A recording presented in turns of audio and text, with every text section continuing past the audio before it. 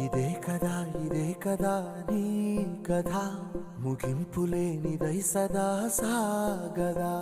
ఇదే కదా నీ కథ ముగింపులేనిదై సదా సాగదా.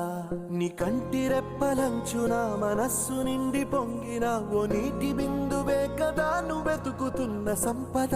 ఒక్కొక్క జ్ఞాపకానికి 100 ఏళ్ల ఆయువుందిగా, ఇంకెన్ని ముందు వేచనో అవన్నీ వెతుకుతూ పదా.